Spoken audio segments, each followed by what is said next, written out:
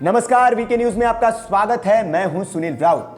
मध्य प्रदेश को उसका नया मुखिया मिल गया है। छिंदवाड़ा से 9 बार के सांसद कमलनाथ अब मध्य प्रदेश के नए मुख्यमंत्री होंगे। लेकिन सीएम की गद्दी के साथ साथ कमलनाथ को कांटों भरा ताज भी मिला है।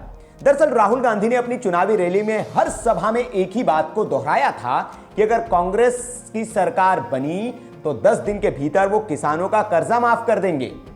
कांग्रेस पार्टी की यहां सरकार आ रही है और आप बना रहे हो, और उसके बाद सरकार आने के बाद आप 10 दिन गिनना 1 2 3 4 5 6 7 8 9 10, और मैं आपको गारंटी देके कह रहा हूं 10 दिन के अंदर मध्य प्रदेश के हर किसान का कर्जा माफ हो जाएगा। राहुल गांधी का यह ऐलान ही प्रदेश की सरकार के लिए मुसीबत बन सकता है। दरअसल किसानों का कर्जा माफ कर पाना कांग्रेस की सरकार के लिए आसान नहीं दिख रहा है, और यह बात बीजेपी भी अच्छे से जानती है। इसलिए उन्होंने इस पर चुटकी लेनी भी शुरू कर दी है। अपने वचन पत्र में उन्होंने जो वचन दिए हैं, 10 दिन में कर्ज माफ जैसे वचन उसमें है।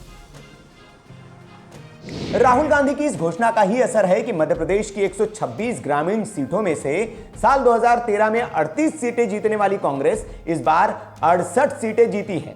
लेकिन कांग्रेस को जो विरासत में सरकार मिली है उसमें उन्हें कर्जे में डूबा हुआ मध्य प्रदेश मिला है। एमपी के खजाने की हालत देखने पर तो यही नजर आता है कि बिना राज्य की आर्थिक स्थिति की जानकारी के ऐसा लोक लुभावन वादा कर दिया गया है। यह वादा पूरा तो किया जा सकता है, लेकिन सिर्फ 10 दिनों में करना तो लगभग नामुमकिन ही नजर आ रहा है। अभी तो हाल यह है कि राज्य सरकार ने खजाने पर जारी अपना लोन चुकाने की समय सीमा भी बढ़ा रखी है। सरकार के पिछले 3 महीने विधानसभा चुनाव में बीत गए। ऐसे में नई सरकार को अक्टूबर, नवंबर और दिसंबर में लिए गए लोन की 3 किस्तों को भी चुकाना होगा।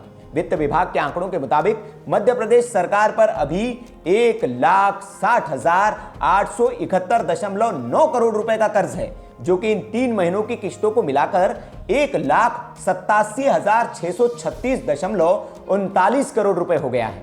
जानकारों की माने तो चुनाव के मद्देनजर शिवराज सरकार ने कई लोक लुभावन योजनाओं की शुरुआत की, जिससे खजाने पर और भी दबाव बढ़ गया। शिवराज सरकार के फ्लैगशिप योजनाओं में से एक संबल योजना के लिए ही करीब 10,000 करोड़ रुपए खर्च किए गए।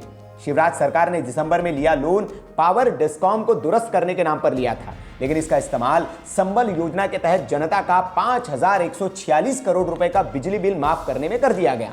इसकी जानकारी खुद पूर्व वित्त मंत्री जयंत मलैया ने विधानसभा में दी थी।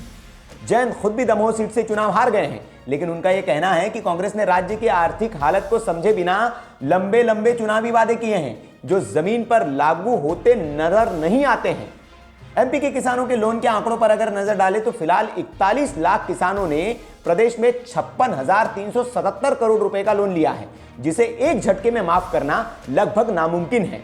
बता दें, इनमें से 21 लाख ऐसे किसान हैं जिन्होंने 14,300 करोड़ रुपए का कर्ज लिया और उनकी अदा करने की तारीख भी निकल चुकी है। यानी कि वो कांग्रेस का सत्ता में आने का इंतजार कर रहे हैं और वो उन्हें उम्मीद है कि 10 दिन में उनका कर्जा माफ हो जाएगा। आपको बता दें कि किसानों की कर्ज माफी के खिलाफ कई अर्थशास्त्री रहे हैं। रिजर्व बैंक के पूर्व governor Urjit Patel, deputy governor SS Mundra कर्ज माफी का विरोध कर चुके हैं। उनकी माने तो इससे कर्ज लेने और देने के वालों के बीच अनुशासन बिगड़ता जाएगा। देश के सबसे बड़े बैंक एसबीआई की 2017 में चेयरपर्सन रही अरुंधति भट्टाचार्य भी किसान कर्ज माफी पर आपत्ति जता चुकी है। भट्टाचार्य ने इससे बैंकिंग अनुशासन बिगड़ने की बात कही थी।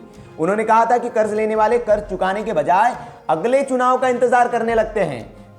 आपको बता दें कि राज्य सरकारों को किसान कर्ज माफी के लिए आरबीआई से लोन लेना जद्दोजहद भरा है। बैंक के कड़े दिशा निर्देशों की वजह से राज्य सरकार बहुत ज्यादा लोन नहीं ले पाएगी।